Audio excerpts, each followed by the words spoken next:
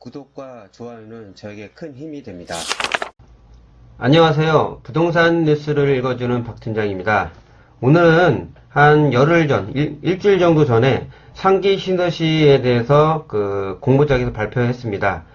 그거를 읽어보니까 이번 3기 신도시의 모든 컨셉은 바로 교통입니다. 그러다 보니까 이번 3기 신도시는 대박이라고 할 수 있겠습니다. 그 옆에 앞에 맡긴 전에 했던 고양 창릉이나 부천 대장도 있는데, 그러다 보니까 고양 창릉 밑에 있는 일산 쪽에서 반발이 매우 심했었거든요. 그런 내용도 2부에서 한번 그냥 비하인드 스토리 얘기하고요. 오늘의 컨셉인 교통에 대해서 확실하게 한번 말씀을 드릴 거고요. 2부는 하나하나 잘라서 한번 설명을 드리고, 3부는 청약은 어떤 지금 이게 해야 되는지 청약의 기준 같은 것도 한번 설명드리도록 하겠습니다. 이번 이제 보도자료를 보겠습니다. 3월 30일 날 한 건데요. 3기 신도시는 이제 본격화 입체적 도시 공간 계획을 수립했다고 합니다. 이 내용 자체가 뭐냐면 교통입니다. 전에 먼저 발표했던 부천 대장이나 고양 창릉을 제외한 이번에 남양주 왕숙, 하남 교산, 인천 계양의 마스터 플랜을 공모적으로 발표를 했는데요. 신도시 이제 보면 20만 호인데요. 내년부터 입주자를 모집한다고 합니다. 2021년인데, 요거는 이 코로나와 상관없이 먼저 발표를 했기 때문에 거의 이제 확정적이라고 보는데, 약간 어떻게 변수가 생길 수도 있습니다.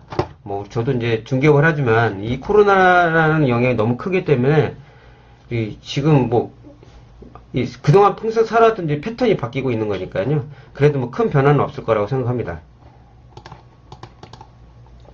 이번엔 제가 다시 상기 신도시 컨셉은 교통입니다. 그러다 보니까 제가 설명드린 부분 저는 이제 밑그림을 잡아드리고 그리고 지역마다 이제 하나씩 설명을 드린 다음에 청약 기준을 설명드리면은 본인에게 맞는 곳에 청약을 하셔서 꼭 당첨이 돼서 대박이 나셨으면 좋겠습니다. 남양주 왕숙 같은 경우는 공생도시로 들어가는 겁니다. 컨셉을 잡은 게요. 왜냐면 남양주 왕숙 같은 경우는 왕숙 1이 있고요. 왕숙 2기가 있습니다. 그 중간에 다산 신도시가 있고요. 왼쪽에는 별내 신도시가 있습니다. 그러다 보니까 거기가 자체가 이제 공생도시로 만든다고 보면은 남양주 자체가 옛날에는 단점이 뭐냐면 교통이 불편했습니다. 남양주 같은 경우는 그러다 보니까 이번에 별내선이 연장이 됩니다. 이제 8호선이 들어오고요. 그 다음에 좋은 게 왕숙 1기에는 위쪽으로 보면 풍양역이 들어옵니다. 풍양역이 어느 쪽이냐면 이제 진저선이 연결되는 건데 당고개역이 4호선이 마지막에 있는데 그 뒤로 연결이 되는 겁니다. 그리고 밑으로 GTX B 노선이 들어옵니다.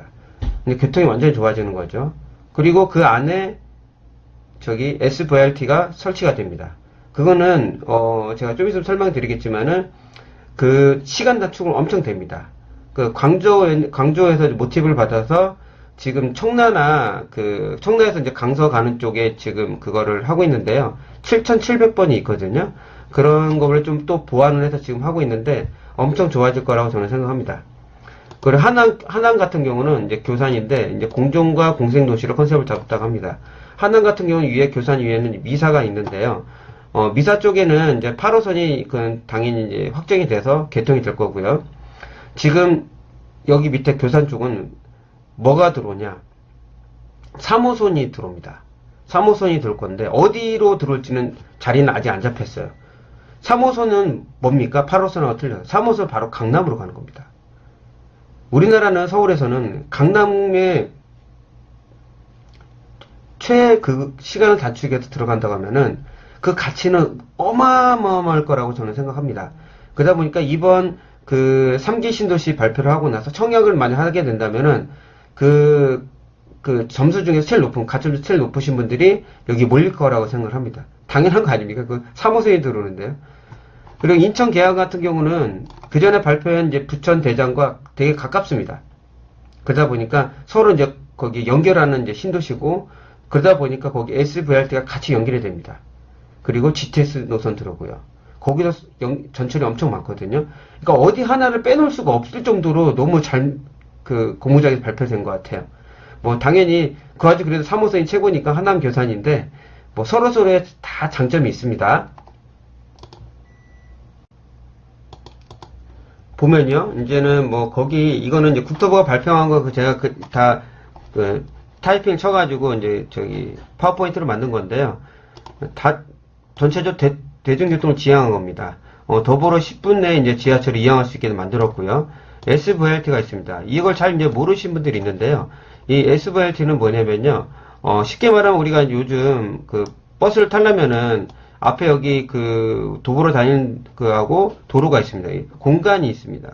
그러다 보니까 우리가 이제 일반적인 사람들은 편하게 그냥 뭐 계단 타고 올라갈 수 있는데 우리 장애를 갖고 있는 분이나 몸이 불편하신 분들 힘드세요. 근데 이 SVRT는 바로 붙입니다. 바로 탈 수 있게요. 일자로 되어 있고요. 그 다음에 이게 그냥 일반 저기 버스 타는 거와 틀려서 이제 폐쇄형으로 만들어 가지고요. 들어갈 때 돈을 냅니다. 그리고 기다리는 거예요. 내릴 때 그냥 내려요. 그러니까 시간은 완전히 오리지널 단축을 하고요. 교차로 쓰지 않습니다. 그러다 보니까 시간을 어마어마하게 줄일 수가 있는 상황인 겁니다. 그게 SVRT입니다. 그냥 SVRT는 그냥 지하철이라고 생각하시는 분도 있잖아요. 아닙니다. 완전 이제 미래로 가는 이제 시대가 되는 겁니다.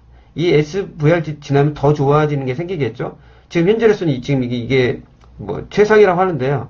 그만큼 우리는 또 스마트한 나라잖아요.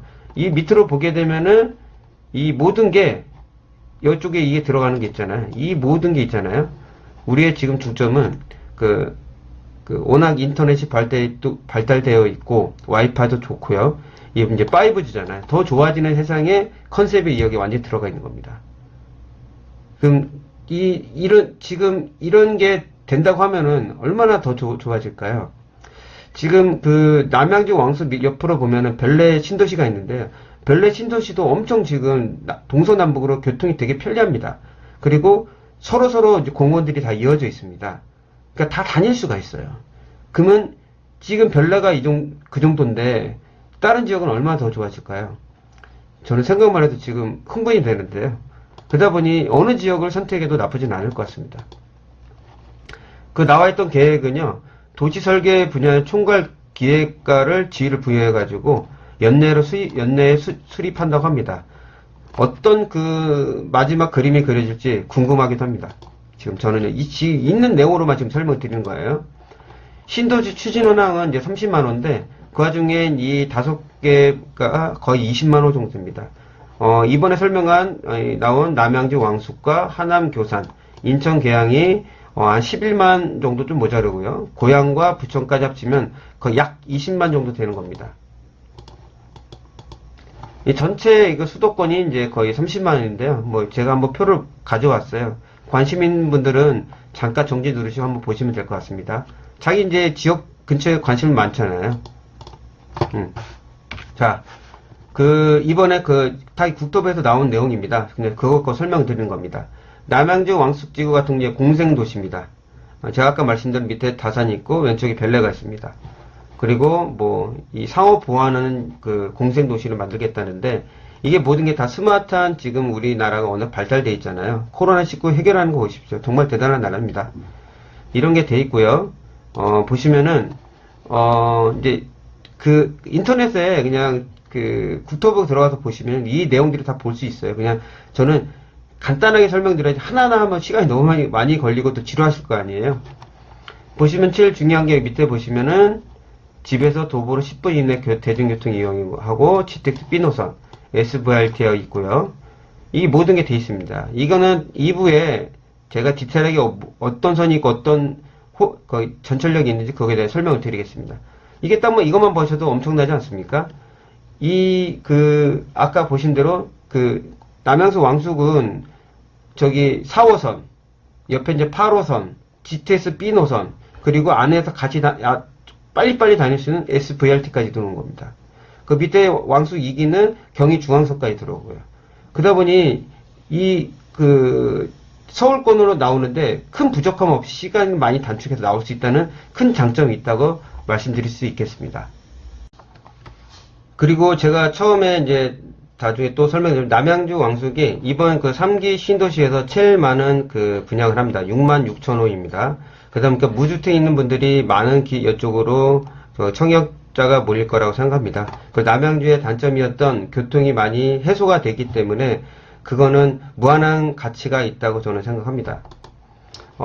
다음 지도를 보면요, 뉴스핌에서 있는 올라온 거라 너무 잘 만드셔서 제가 지금 몇 개를 여기 다 올라와 있거든요.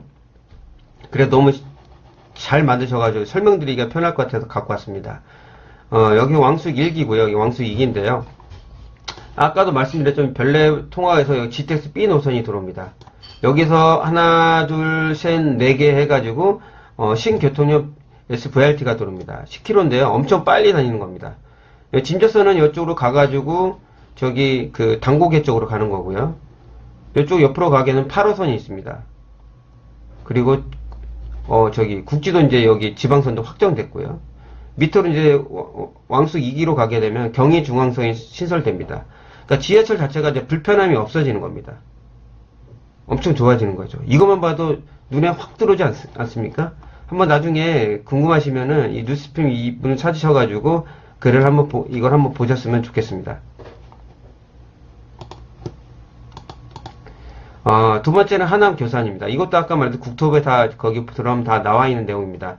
여기도 당연히 뭐 나와 있는데 제일 중요한 건요 다른 게 아닙니다.